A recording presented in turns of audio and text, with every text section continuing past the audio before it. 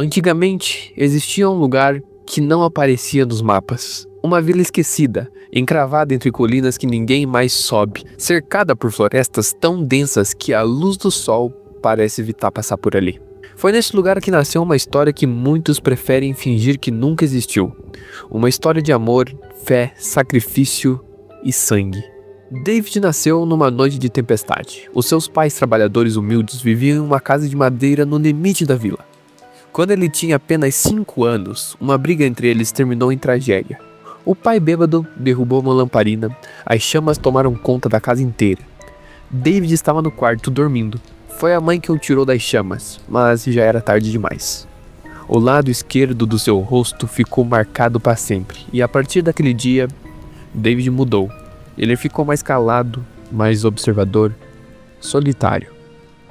A única que parecia despertar algo em David era uma menina, ruiva, olhos cor de mel, rosto coberto por sardas. O seu nome era Abigail.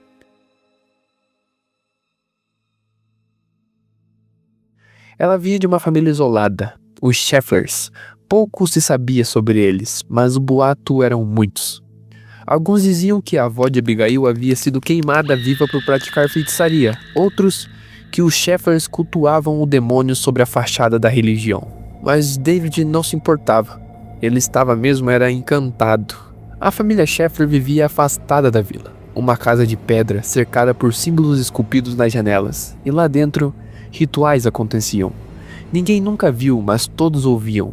Canções, sinos, gritos abafados, sempre às sextas-feiras. Salazar, o pai de Abigail, era um homem de presença forte, encapuzado, calado, mas de olhar penetrante.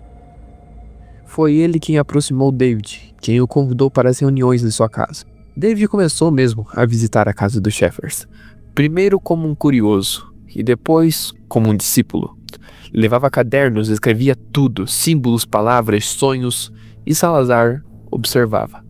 Em silêncio, observava. Até que numa noite, Salazar teve um sonho, e nele uma voz dizia: da união da flor com a cicatriz, nascerá o que purificará o mundo. Para Salazar era muito claro. Abigail era a flor, David a cicatriz, e o filho deles, o escolhido. David passou a mudar, parou de ir à escola, afastou-se dos seus amigos, ficava noites inteiras lendo livros em línguas que nem entendia. Os pais começaram a notar e a temer, mas era tarde demais. David já havia entregado seu coração à causa.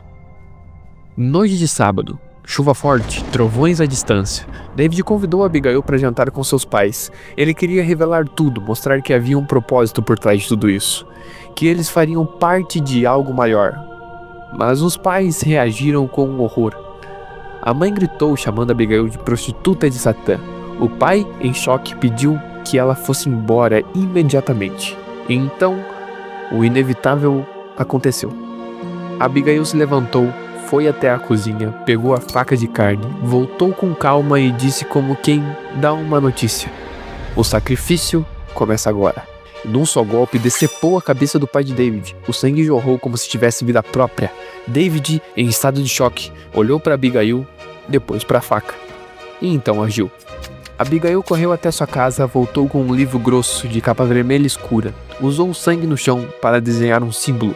Um símbolo esse que mais parecia com um olho. Enquanto desenhava, sussurrava palavras esquecidas por séculos. A chuva cessou, o vento uivou. E então, a cabeça do pai de David começou a se mover. A cabeça abriu os olhos, mas não eram mais olhos humanos. Eram os olhos roxos, com veias vermelhas pulsando como tentáculos. E ele falou: estúpidos, pensam que podem nos controlar. Agora, deixaram a porta aberta. Agora, ficaremos. Naquela noite, a casa dos Jinsons virou um altar de ritual proibido. No dia seguinte, os corpos dos pais de David sumiram. A casa foi abandonada e a família Sheffler desapareceu. Ou melhor, se reinventou. Assumiram outro nome. Passaram a se chamar Jinson. Hoje, a casa dos Jinsons ainda está de pé, abandonada e intocada desde aquela noite. mas os moradores da vila evitam até hoje olhar para ela. Mas há quem diga que luzes surgem no andar de cima. Outros juram ouvir gargalhadas no porão. David e Abigail acreditam que o verdadeiro escolhido viria, mas e se já estiver vindo? E se ele estiver ouvindo isso agora? E você? Acredita?